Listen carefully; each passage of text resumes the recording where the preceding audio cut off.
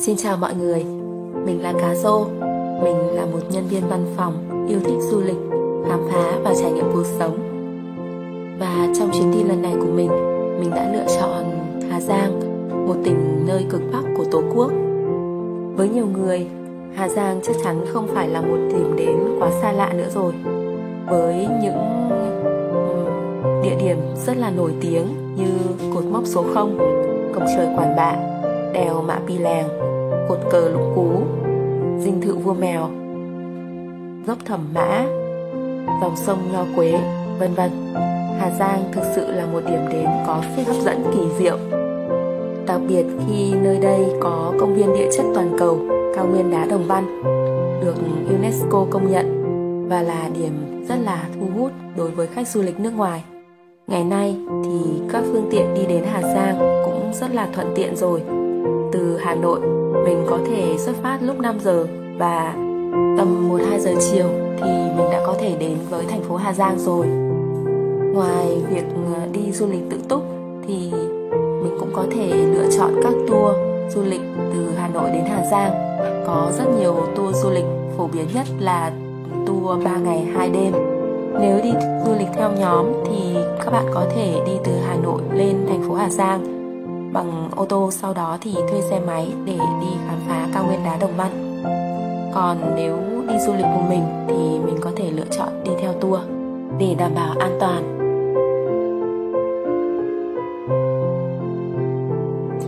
Để thuận tiện và vì chi phí khá là phải chăng nên mình đã chọn tour du lịch 3 ngày 2 đêm của một công ty lữ hành du lịch tại phố cổ Hà Nội.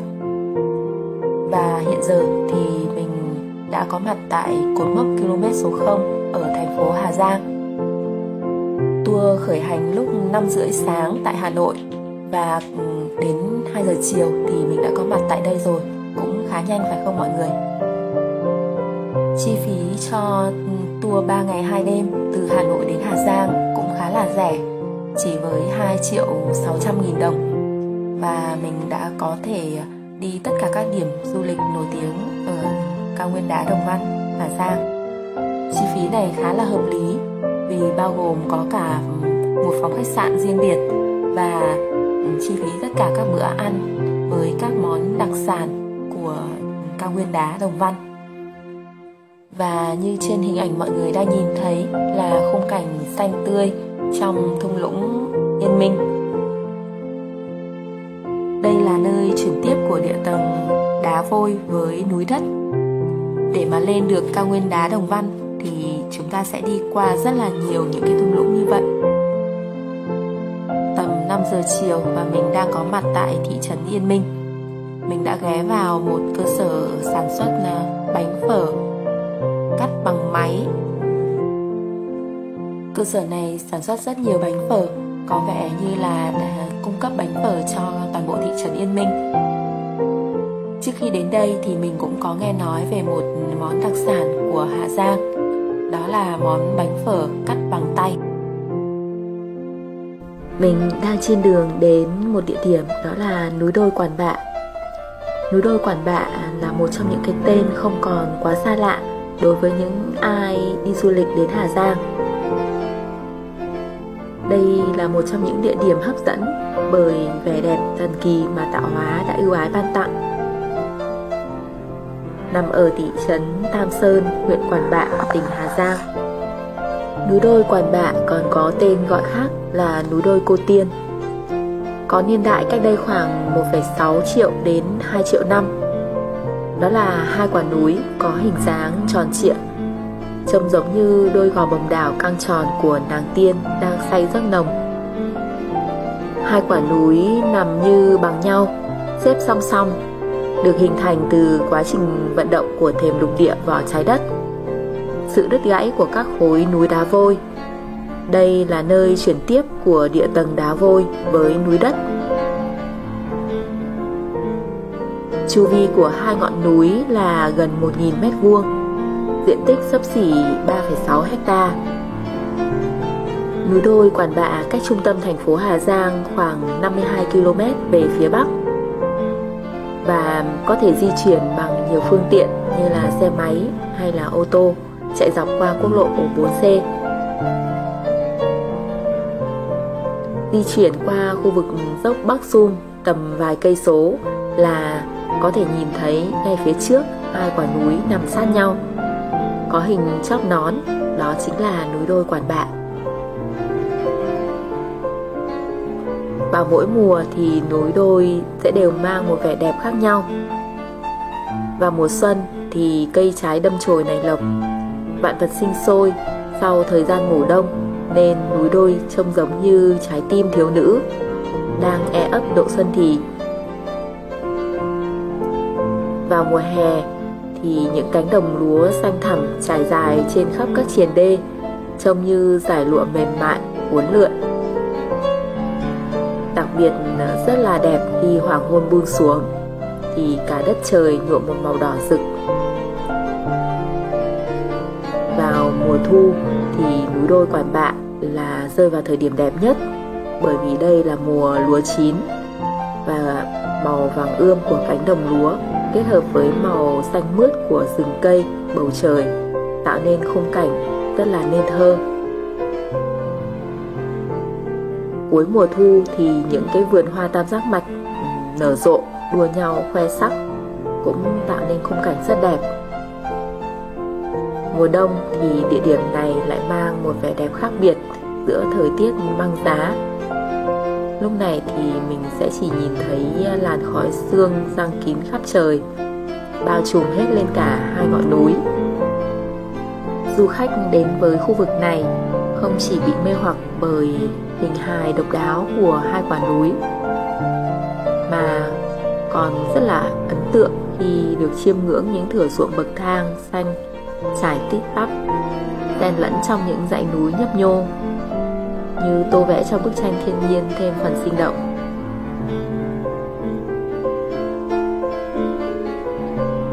Có một cái truyền thuyết ngàn đời về núi đôi Quản Bạ.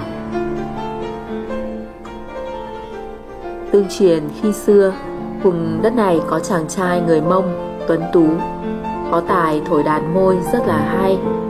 Mỗi khi chàng trai thổi đàn thì tiếng đàn môi ấy réo rắt vang vọng cả núi rừng, hay đến nỗi bay lên cả trời, làm lay động được cả trái tim của một nàng tiên trên thượng giới, có tên là Hoa Đào. Vì phải lòng chàng trai, nàng tiên Hoa Đào đã xuống trần gian và kết tóc nên duyên vợ chồng. Sau đó thì họ sinh được một bé trai kháu khỉnh.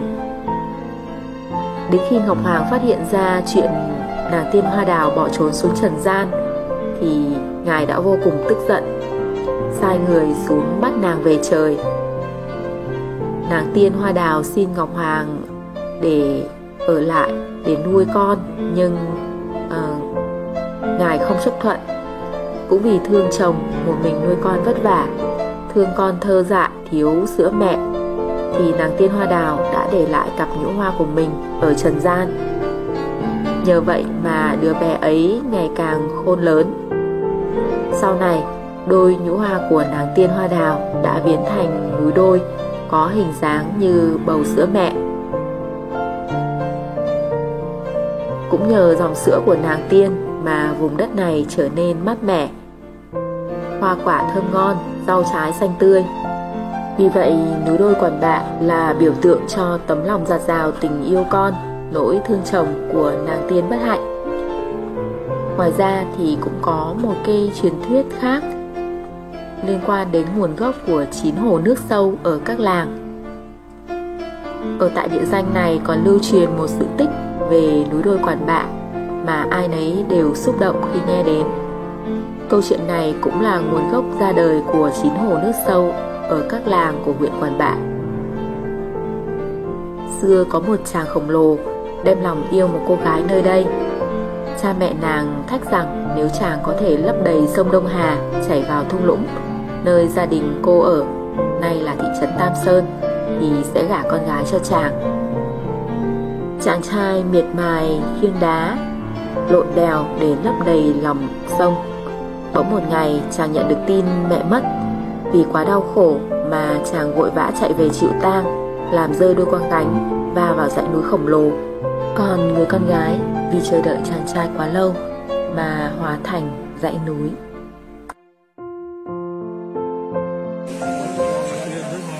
Họ chiên cùng với lá lốt hả chị? Thế thì thơm lắm. Vâng, cá suối chiên giòn này, canh măng đắng xào, sốt và thịt gà.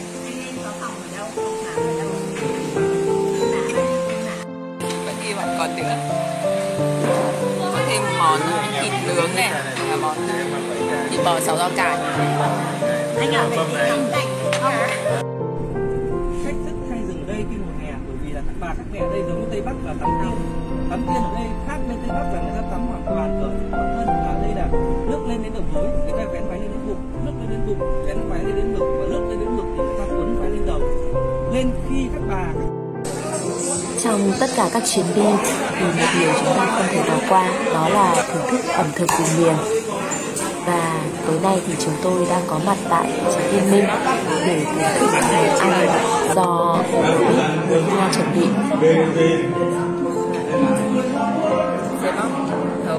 cá xíu người Hoa làm cầu kỳ là xíu gần chín tôi làm trên cái cách ở đoàn mình nhé, thế là ta phải làm một chén bắt tay. Đây là món thịt bạc, còn đây là món thịt gọi là món thịt hoa, đây là cái quả bí bao tử. Sau này nó già đây là quả bí của mình, mình có đi với chị mình ăn cơm. Ngày mai là 5:30 cái món là mình Ngon lắm ạ. Dạ. Đây là cá gì hả cô? đây là cá suối. Vâng, cá suối. Dạ. Cá suối.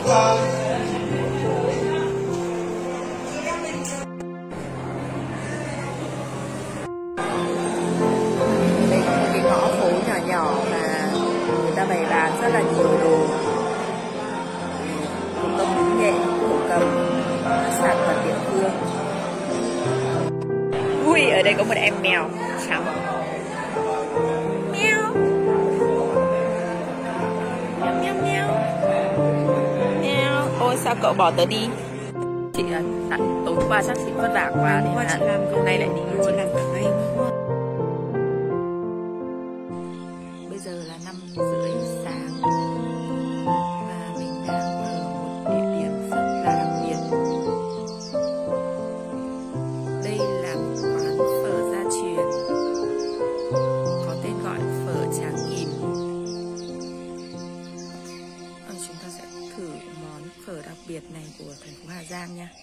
Nét đặc trưng mà mình thấy ở đây đó là ở phía cửa vào người ta có treo đèn lồng đỏ và dán 3 cái tờ giấy đỏ ở đây, không biết là để làm gì.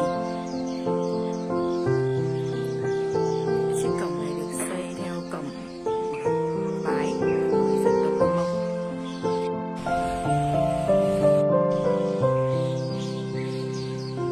Đường vào phía trong quán có một dàn hoa giấy rất đẹp.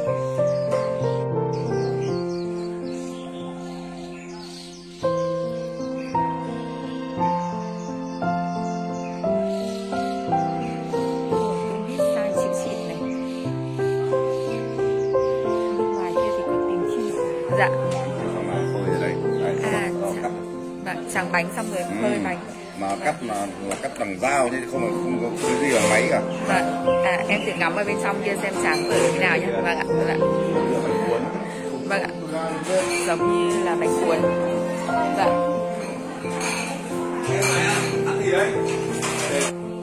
Chào chào cô đang tráng bánh ạ. Dạ. Và cái bếp lò ấm phát. Dạ. Cô tráng giống như tráng bánh tráng ấy nhỉ. Dạ.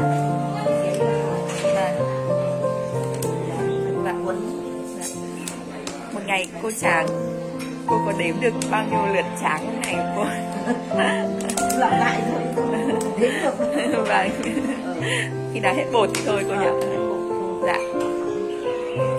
Ở đây chúng ta dùng nước sôi để tráng bát nha, sạch sẽ ghê.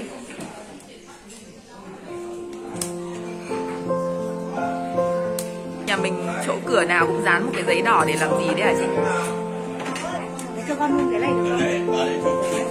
Vâng, đây để em xin cái này. Vâng, cho con xin một cái này nhá.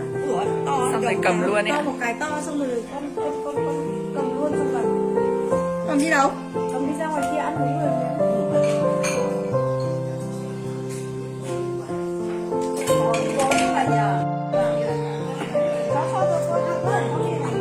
Dạ.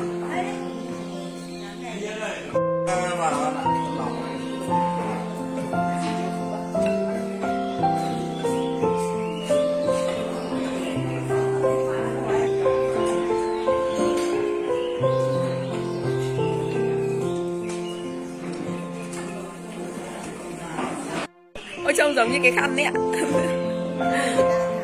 Vâng, vâng.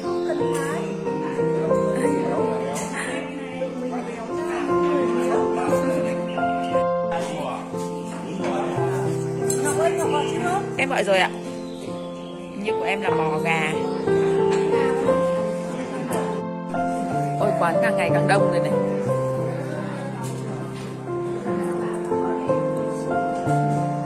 Bánh phở dài tươi, mềm ngọt chứ không chua chua.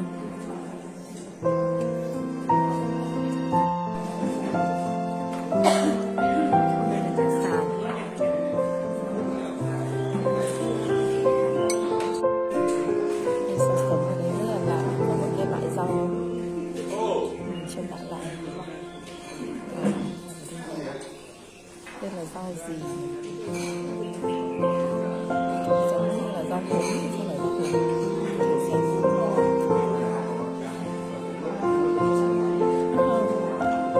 Mùi nó có mùi rất lạ.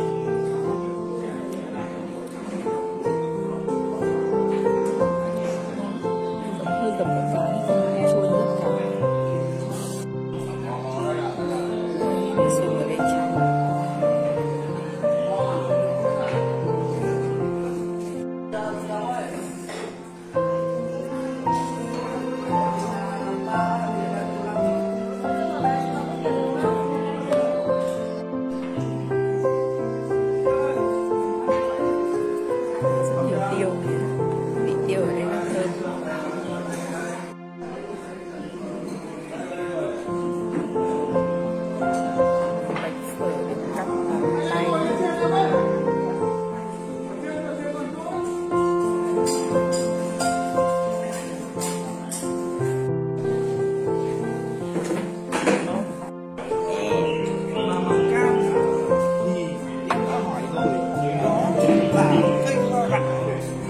Đây là cái đường bền. Đường bền. Vâng. Ngày thứ 2 trong hành trình của mình ở Hà Giang, mình đã đến với con dốc Thẩm Mã. Đây là một trong những cung đường với nhiều đèo dốc khó di chuyển, nhưng cảnh quan thì vô cùng đẹp mắt. Dốc Thẩm Mã ra đời đúng với ý nghĩa và nguồn gốc tên gọi. Những năm mà Đồng Văn chưa có sự xuất hiện của con đường hạnh phúc, quốc lộ 4C thì phương tiện di chuyển mang vác thực phẩm và các hàng hóa nhu thiết yếu tại cao nguyên đá đều bằng người và ngựa.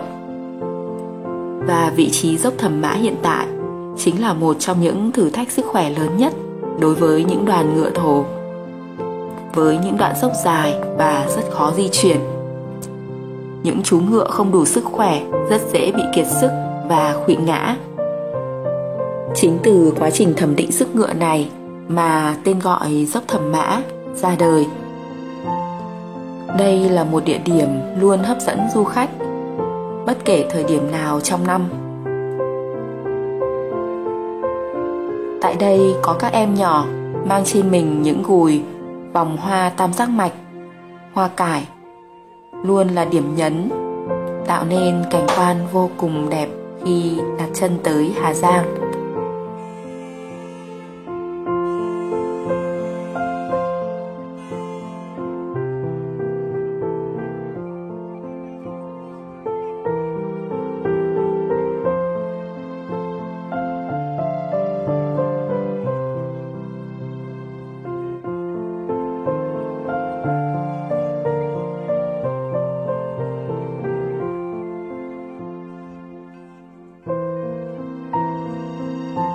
Mình đã nán lại nơi này khá lâu, để ngắm nhìn những gùi hoa cải và những em bé ngồi thổi sáo treo leo bên vách núi. Mình cũng được ngắm nhìn 9 khúc cua uốn lượn trông rất đẹp mắt của dốc Thẩm Mã. Thế nhưng để có thể chinh phục được trọn vẹn những khúc cua này thì quả là một thử thách rất lớn đối với tất cả mọi người, kể cả những phượt thủ có kinh nghiệm nhất. Dốc Thẩm Mã nằm ngay trên quốc lộ 4C, là cầu nối địa phận thành phố Hà Giang với huyện Mèo Vạc. Cách thành phố Hà Giang độ 112 km. Nhưng để di chuyển từ thành phố Hà Giang đến nơi này thì chúng ta sẽ mất khoảng độ hơn 3 giờ xe chạy. Tuy nhiên khi đến được nơi đây, bạn sẽ cảm thấy vô cùng là thỏa mãn khi được chiêm ngưỡng bức tranh thiên nhiên vô cùng hùng vĩ. Bạn cũng sẽ vô cùng tự hào khi đã chinh phục được những đoạn đường dốc lớn cùng những khúc cua tay áo liên tục và bất ngờ. Trải nghiệm khám phá dốc Thẩm Mã sẽ giúp bạn cảm nhận rõ sự hùng vĩ, sự kỳ vĩ của cao nguyên đá khi đi trên cái đoạn đường với một bên là vách núi sừng sững và bên kia là vực thẳm sâu hun hút.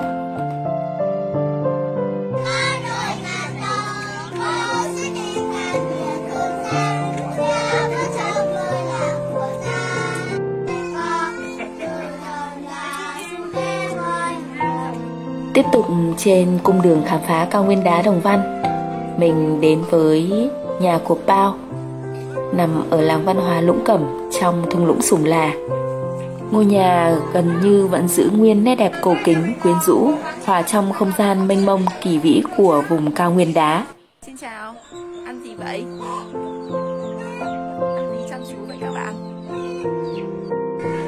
Thung lũng Sùng Là hiện nay là nơi sinh sống của rất nhiều đồng bào dân tộc như Mông, Lô, Hán.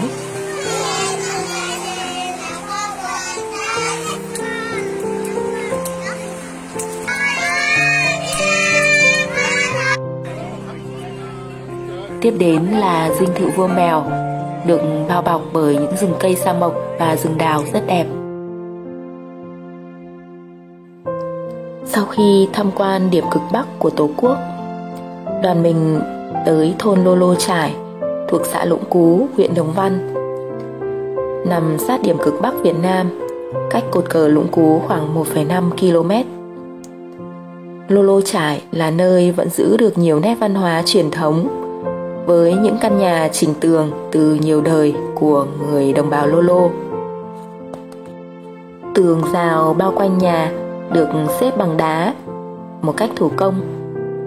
Ngày nay thì các hộ dân trong làng Lô thay vì trồng trọt chăn nuôi khiến cho môi trường vệ sinh xung quanh bị ảnh hưởng thì họ đã chuyển sang kinh doanh dịch vụ du lịch.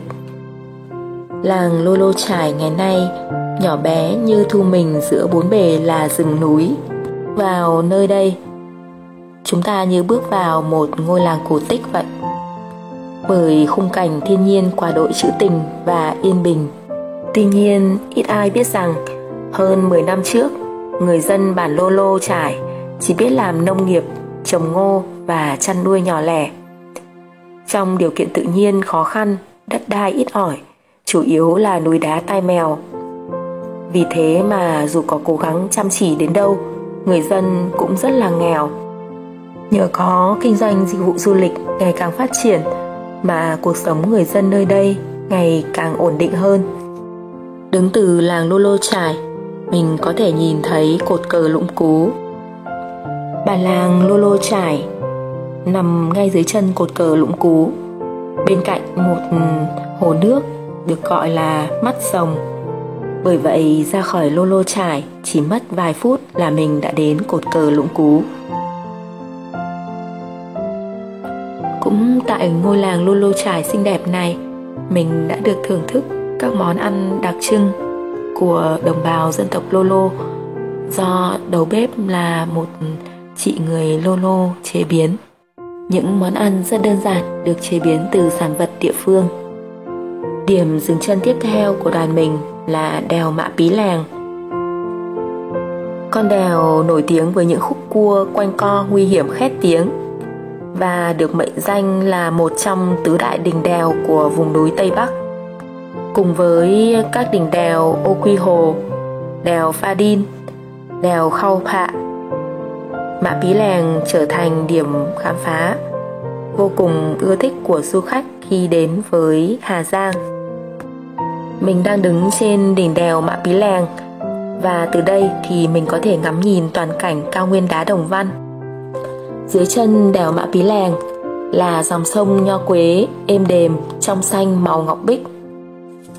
Bắt nguồn từ vùng núi Nghiễm Sơn ở tỉnh Vân Nam, Trung Quốc, ở độ cao 1.800m. Sông Nho Quế chảy theo hướng đông bắc qua núi rừng hoang vu hiểm trở và đổ vào xã Lũng Cú, huyện Đồng Văn để vào Việt Nam. Sông tiếp tục xuôi dòng qua hẻm Tu Sản, dọc theo Mã Pí Lèng. Khi đến huyện Mèo Vạc thì tách làm hai nhánh và chảy sang địa phận tỉnh Cao Bằng. Cuối cùng dòng sông này hòa vào dòng nước của sông Gâm tại ngã ba Nà Mát. Mình đã có một trải nghiệm vô cùng thú vị với hơn 1 tiếng đồng hồ đi thuyền dọc dòng sông Nho Quế xinh đẹp và ngắm nhìn cảnh sắc thiên nhiên hùng vĩ của hẻm Tu Sản, một trong những hẻm vực sâu nhất Đông Nam Á. Chi phí cho chuyến du ngoạn trên dòng sông Nho Quế chỉ với 250.000 đồng, bao gồm vé tham quan và vé tàu. Trước khi có đập thủy điện chặn ngang dòng sông thì sông Nho Quế là một con sông rất là với dòng chảy rất là mạnh, nhiều thác gành, 4 mùa nước chảy xiết. Tuy nhiên sau khi có đập thủy điện thì dòng sông Nho Quế trở nên hiền hòa và êm đềm hơn.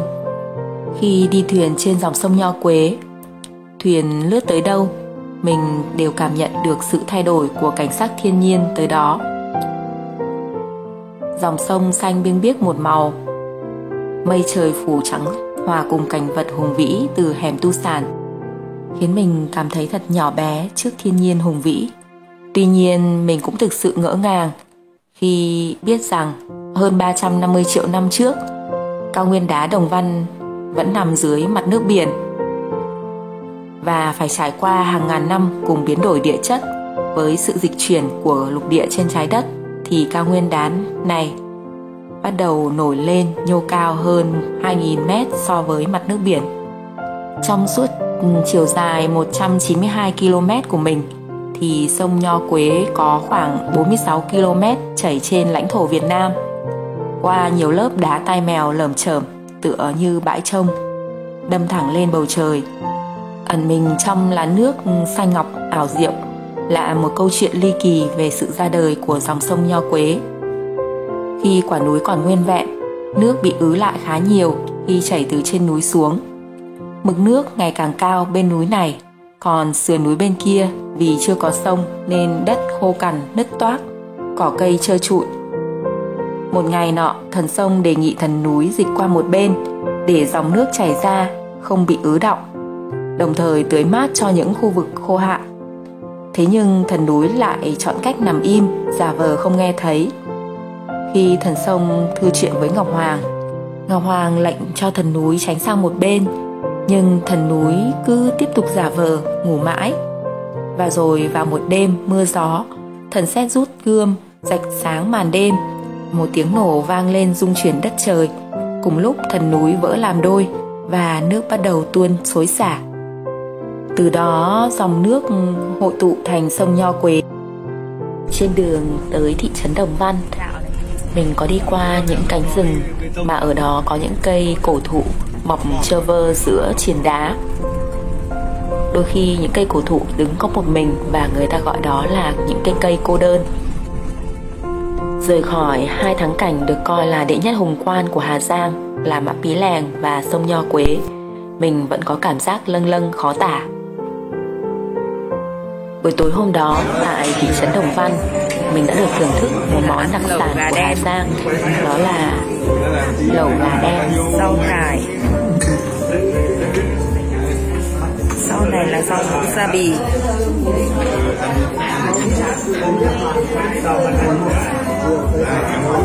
Dạ, em xin ạ. Dạ. Đây là lá tầm bóp. Lá tầm bóp ở đây to vậy. Đây là rau đậu Hà Lan.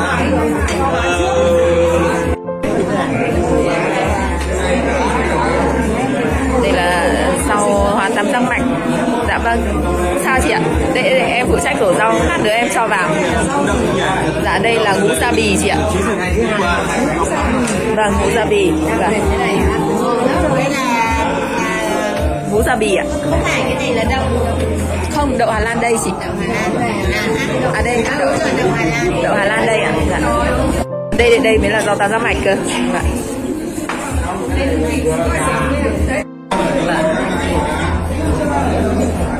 Nhưng mà cái rau này là để lâu lâu đến vào ăn được sống, ăn nó cứng lắm.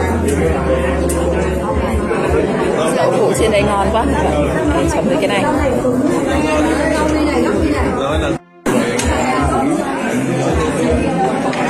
Đây là lia tam giác mạch.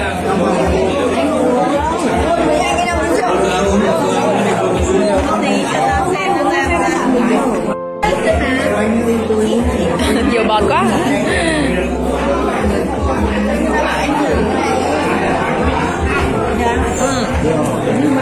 Lia này ngon thật. Nó thơm thơm ngọt ngọt ạ. Có một cái rau này rất là ngon mà ăn rất hợp với lẩu gà, rau tầm bóp. Là gà chiên rồi nhỉ? Cái rau đấy thì lâu mà. Đọt đậu Hà Lan. Là cái mút không thôi chị ạ.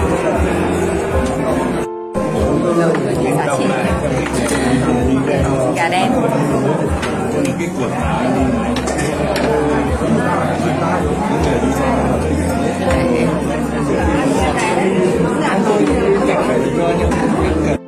Đây một nồi rau đậu Hà Lan, rau lắm mạch.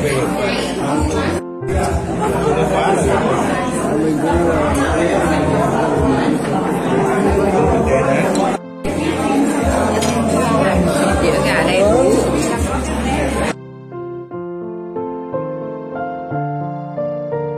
Đêm xuống ở thị trấn Đồng Văn, trong cái tiết trời se se lạnh, mình cùng một nhóm các anh chị trong đoàn đã đi thưởng thức món cháo ấu tẩu. Củ ấu tẩu hay còn có tên gọi là củ phụ tử. Đây là một loại củ chỉ mọc ở vùng núi cao có khí hậu lạnh. Thường vào đầu tháng 7 đến tháng 10 thì người ta bắt đầu khai thác thu hoạch củ ấu tẩu. Đây là loại củ mà được giới y học đánh giá cao về công dụng chữa bệnh. Từ lâu thì người Mông đã quen sử dụng củ ấu tẩu ngâm để xoa bóp, đau nhức và chữa các bệnh về cảm gió.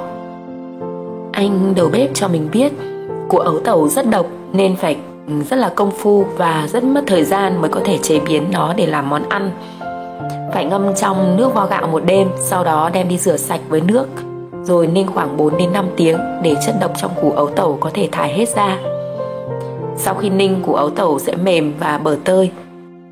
Khi đó sẽ nấu cùng với gạo tẻ và nước hầm xương giò lợn. Khi ăn cháo ấu tẩu thì người ta sẽ cho thêm một chút thịt băm và một chút rau thơm. Cháo ấu tẩu thường bán vào buổi tối, bởi theo kinh nghiệm của người dân thì cháo này phát huy tác dụng tốt nhất khi qua giấc ngủ đêm. Anh đầu bếp cũng cho biết cháo ấu tẩu là một món ăn có phần hơi kén chọn người ăn vì nó có vị hơi đắng và cay nồng, nên phải nêm nếm một chút để xem có ăn được không. Cháo cũng không được khuyến khích cho phụ nữ mang thai. Và sau khi ăn cháo thì không nên ăn quả lê vì hai thứ này có những thành phần tương khắc nhau. Cháo ấu tẩu có thể được kết hợp với trứng gà tươi, thịt nạc băm nhuyễn hoặc là thịt chân giò. Hoặc người ta cũng có thể thêm nhiều loại topping khác. Giá của một tô cháo ấu tẩu là dao động từ khoảng 30.000 đến 50.000 đồng một tô. Tuy nhiên, một nhóm của mình với 4 người thì chỉ ăn hết một tô cháo này thôi. Mỗi một bát cháo thì anh đầu bếp chỉ cho một vài lát ấu tẩu để tránh nó không tạo ra vị đắng cho người ăn. Tuy nhiên nếu như ai ăn và cảm nhận được cái vị này ngon thì có thể lấy thêm những lát ấu tẩu khác. Trong cái tiết trời se se lạnh của buổi đêm Đồng Văn, thưởng thức một tô cháo ấu tẩu nóng hổi, thơm phức là một trải nghiệm hết sức là đáng nhớ khi đến với cao nguyên đá. Ngoài ra nếu bạn ấn tượng với loại củ ấu tẩu này thì đến chợ phiên Đồng Văn vào buổi sáng ngày Chủ nhật, bạn cũng có thể mua thêm rất nhiều củ ấu tẩu tươi mang về làm quà. Buổi sáng ngày thứ ba ở cao nguyên đá Đồng Văn, mình đã đến với bãi đá Mặt Trăng ở thung lũng Xà Phìn. Sở dĩ nơi đây có tên gọi là bãi đá Mặt Trăng bởi khi chụp từ trên vệ tinh xuống thì hình ảnh khu vực này lởm chởm những bãi đá tai mèo xám ngắt, có hình ảnh rất là giống với địa hình trên mặt trăng. Đây là dạng địa hình được tạo nên bởi các dãy núi đá vôi bị phong hóa. Trên bề mặt hầu như không có lớp phủ thực vật. Em học lớp mấy rồi? Lớp 7 à? Thế hôm nay là Chủ nhật đúng không? Các em đi học có xa đây không? Cùi đấy nặng không em?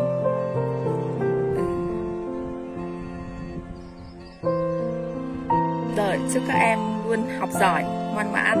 Tạm biệt. Ở nơi có địa hình và khí hậu vô cùng khắc nghiệt này, cuộc sống của các em nhỏ vùng cao vẫn còn gặp rất nhiều khó khăn. Rời khỏi thành phố Hà Giang, đoàn mình đã dừng chân tại nghĩa trang Vị Xuyên để viếng anh linh các anh hùng liệt sĩ. Sau đó tiếp tục hành trình trở về Hà Nội. Đây này lạ quá. Trông giống như hạt vừng.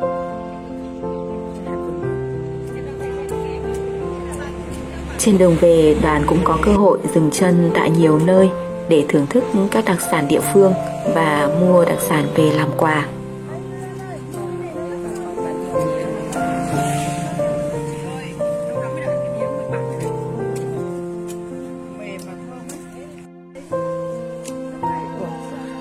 Em là mẹ của hai bé hả? Thế á? Nó bị hở bụng này, nó bị hở bụng này. Ngủ quá, nó đang ngủ đấy. Ba mẹ con đang đi đâu về đây?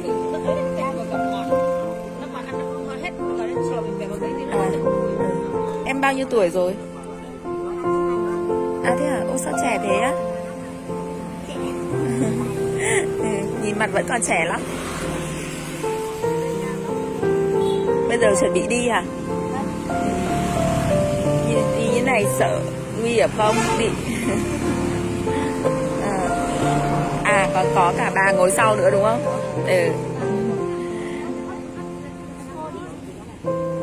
Chị đi về rồi, chị đi về rồi. Em bé đáng yêu quá.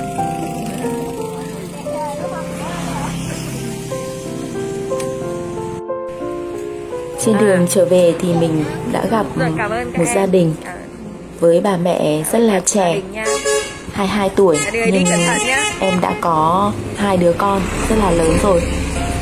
Có vẻ như ở vùng cao này, tình trạng kết hôn khi tuổi còn rất là trẻ vẫn là chuyện bình thường.